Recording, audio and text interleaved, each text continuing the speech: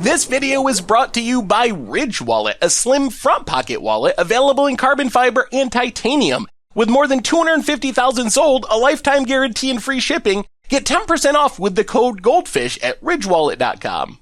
Hello everyone, it's Seth, probably better known as Saffron Olive, and it's time for another Instant Deck Tech. So as you know, Tuesday means it's Type 2 or Standard Tuesday.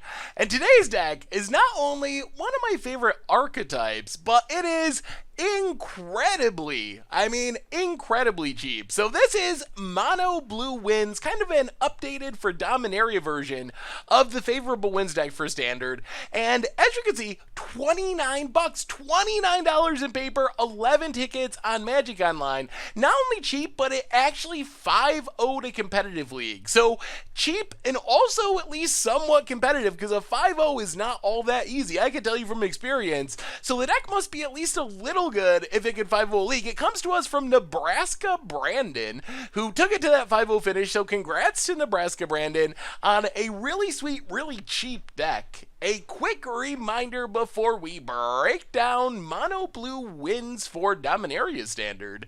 If you enjoy this deck and you want to see it made into videos, take a minute, click the like button, the subscribe button, leave a comment, anything you can do to support your deck, because whichever deck is most popular gets a shot at being made into videos next week. So Mono Blue Winds is built around Favorable Winds, one of my favorite enchantments. So just a 2-mana Anthem effect that gives all of our creatures with flying +1/+1. So the idea of this deck is to play a bunch of flyers, play a bunch of Favorable Winds, make those flyers really, really big, and just beat down the opponent with evasive damage. The reason that Favorable Winds in this deck is powerful is because if you're playing all flyers, a lot of decks have a hard time dealing with that. Most decks are built to block on the ground, interact on the ground.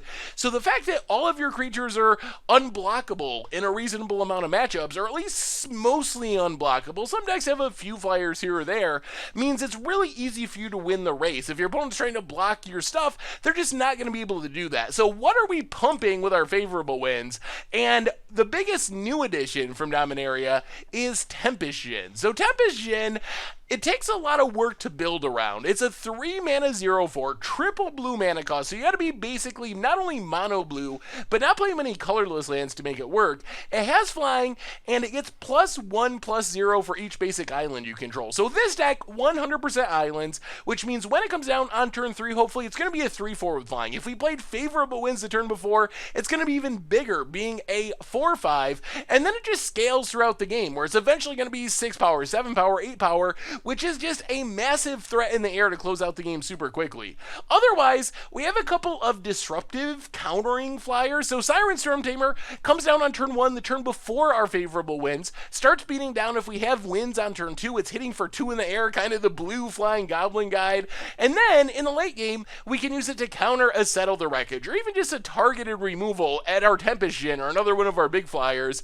Nimble Obstruction is a little bit weird as far as a counter spell. Mostly it's a 3/1 flyer. We can flash in at the end of our opponent's turn and attack right away, or flash in when our opponent's tapped out if it's a control matchup. But there are times when our opponent's trying to ultimate a Planeswalker, for example, and being able to cycle Stifle and counter that activated or triggered ability is a huge swing. So mostly it's just in the deck to beat down, but every once in a while we can do some cool tricks with it.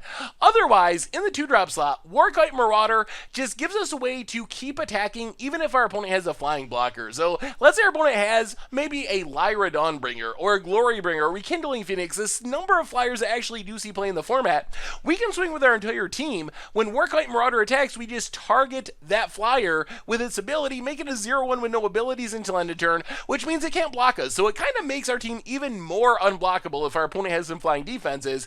And then Stormfleet Aerialist is just one of our biggest beaters. For 2 mana, as long as we can rate it, which we usually can set up because we have so many flyers to attack with, it's going to come down as a 2/3, which is a pretty good rate on its own. And when it's a 3/4 thanks to Favorable Winds, it's dodging Abrades, it's dodging Lightning Strikes, and closing out the game super quickly.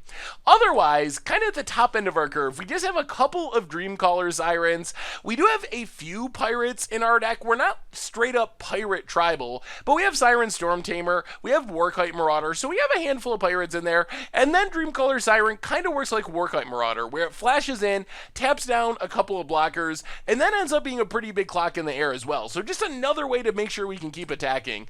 Otherwise, Curious Obsession gives us kind of a card draw engine. Put it on one of our flyers, attack, draw some cards, attack, draw some cards. The downside of stacking, if we haven't attacked or didn't attack that turn, doesn't come up too much because we're planning on attacking every turn anyway.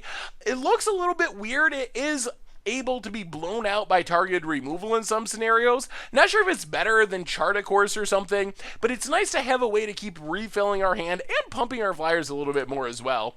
As far as removal and interaction, not a whole lot going on. We have 4 unsummons, just kind of to slow the opponent down. Our deck is trying to win pretty quickly. We don't got to deal with stuff forever, so just setting our opponent back and kind of tempoing them out works fine. And then Lookout's Dispersal, kind of like a super mana leak if we have a pirate out, and we have a reasonable number of pirates to make it cheaper. If we got to cast it full price for 3 mana, still worth it to counter one of our opponent's big plays and close out the game. Mana base, as I said, 23 islands. Basically got to be mono islands to make Tempest Djinn as powerful as possible, so it's hard to play any colorless lands. In the sideboard, we got even more flyers. Glyph Keeper gives us a resilient flyer thanks to its ability where it doesn't die to the first removal spell essentially since it's countered. Also comes back from the graveyard after a sweeper or something. More Dreamcaller Sirens if our opponent's playing flying blockers, gives us more ways to tap them down. A bunch more removal. Deep Freeze is an awesome removal spell for mono blue decks because not only does it make it so the creature is a 0/4 wall that can't attack us, and in our deck it can't block us because all of our stuff has flying, so it's even awesomer in our deck than most blue decks, but it also makes the abilities go away, so we're not dying to Scarab God, getting back a bunch of creatures, or Hazoret throwing lands at our face. Select for Inspection for more bouncing, same with Blink for an Eye. Otherwise, we have Negates to fight through control matchups, Fizzle, things like Settle the Wreckage and Fumigate, Essence Scatter to counter creature spells, and that is Mono Blue wins for Dominaria Standard. $29 11 tick Mono Blue wins for Dominaria Standard, and that's our Instant Deck Tech for today. So thank you so much for watching.